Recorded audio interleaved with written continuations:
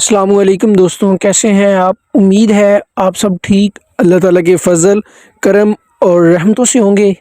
आज की इस नई वीडियो में आप सबको करता हूँ खुशामदीद। दोस्तों, आज का जो रकबा है इसकी तफ़सील इंशाल्लाह आज की इस वीडियो में आपको मुकम्मल मिलेगी, जिसमें रिकॉर्ड, इसका ज़मीन का रास्ता, इस ज़मीन की साख्त क्या है, ठीक है। इसके अलावा टोटल रकबा कितना है, लोकेशन क्या है, प्राइस क्या है, मालिकान कितने हैं, ठीक है। कौन-कौन सी इसमें फ़सल होती है, ये सारी तफ़सील इंशाअल्लाह हर वीडियो में इंशाअल्लाह आपको मिलती है और इसमें भी मिलेगी। ये जो आपकी बातें होती हैं जो तफ़सील की, तो इंशाअल्लाह आप वीडियो पूरी नहीं देखते हैं, इसकी वजह से आपको मसले बनते हैं। तो आप सबसे गुज़ारिश है कि वीडियो को पूरा देखें, इंशाअल्लाह आपको सारी मालूमात इसमें मिलेगी। मैं आपसे शर्त लगाता हूँ, अगर आपको कोई भी सवाल का जवाब ना मिले, आप फिर नीचे कमेंट करें। तो टाइम ज़ाया हो रहा है, मैं बग़ैर टाइम ज़ाया किए आज की वीडियो शुरू करता हूँ।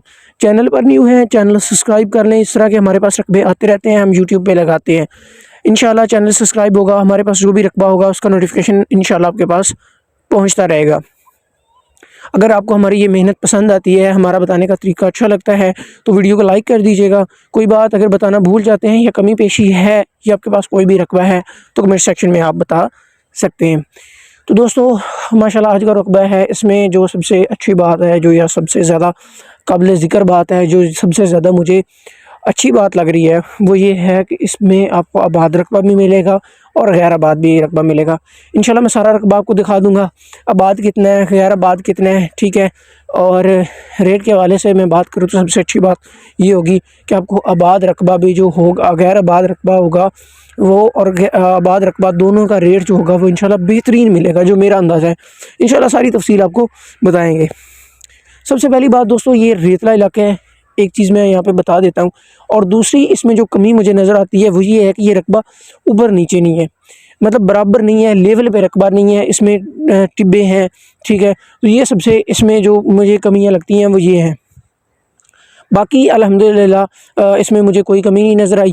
तो इस रकबे की जो ख़ासियत है वो ये है कि यहाँ पे आप कोई भी फसल काश्त कर सकते हैं। गंदम का रिज़ल्ट देख के आप अंदाज़ा लगा लें कि रेतला इलाका होने के बावजूद यहाँ पर फसल कैसी है, ठीक है। मेहनत एक अलग ही चीज़ है, लेकिन एक मेहनत भी उसी चीज़ पे की जाती है जहाँ पे कुछ आपको फल या आपके समर आने की उम्मीद हो।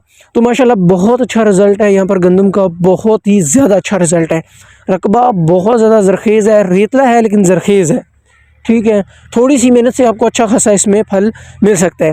तो यहाँ पे गंदम आप काश्त कर सकते हैं, यहाँ पर गन्ना काश्त कर सकते हैं, यहाँ पर आगे जाके मैं आपको दिखा भी देता हूँ, यहाँ पे इसी ज़मीन के अंदर गन्ना भी काश्त हुआ है।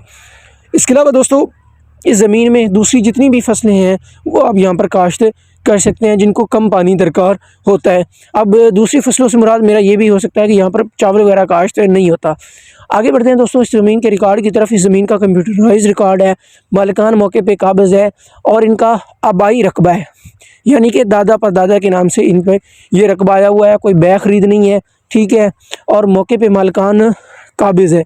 ज़मीन पे किसी किस्म की कोई कार्रवाई नहीं चल रही, कोई किसी किस्म का ज़मीन पे स्टे नहीं है, कोई किसी किस्म का ज़मीन पे तकसीम का मामला नहीं है। दो मालिक हैं, दोनों भाई हैं, दोनों मुतफ़िक़ा राय से ये रकबा फ़रोख्त कर रहे हैं।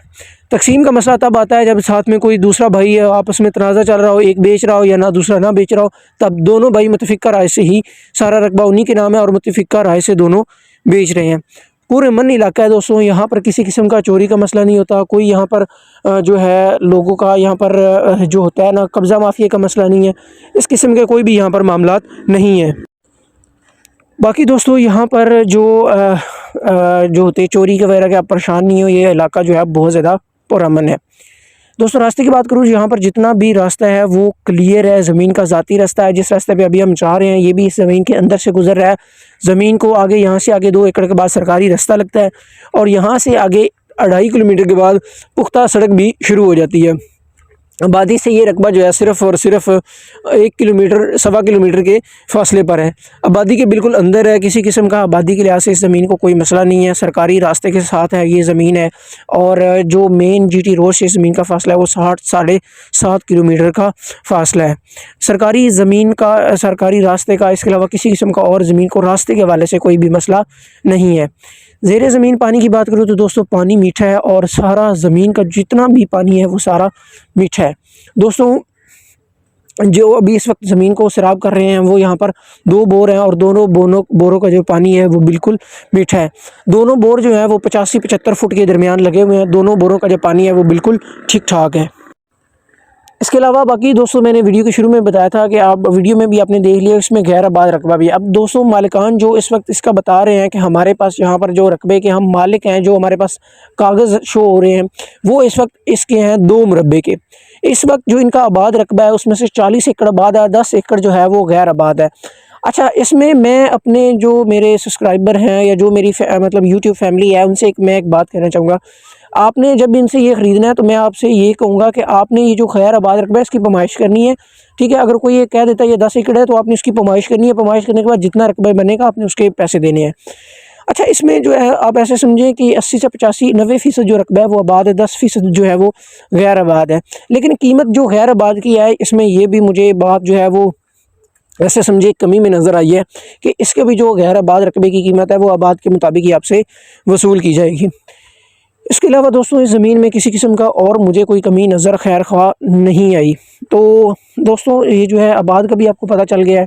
अच्छा, टोटल रकबा जो है वो मैंने आपको बता दिया है कि 2 मुरब्बे यानी कि 50 एकड़ रकबा है, जिसमें से 40 एकड़ आबाद है और 10 एकड़ जो है वो गैर आबाद है। अच्छा, 40 एकड़ में से भी इस वक्त जो गंदम मैंने देखी है वो सिर्फ़ और सिर्फ 25 एकड़ में है, बाकी जितना 15 एकड़ है उसमें कमाद है। अच्छा, दो डीजल इंजन है वही सराब कर रहे हैं, ठीक है। और बाकी जो दरमियान में ज़मीन है वो इसलिए इन्होंने छोड़ी हुई है कि उसको हमवार करवाने पे अच्छा खासा यहाँ पर खर्च है।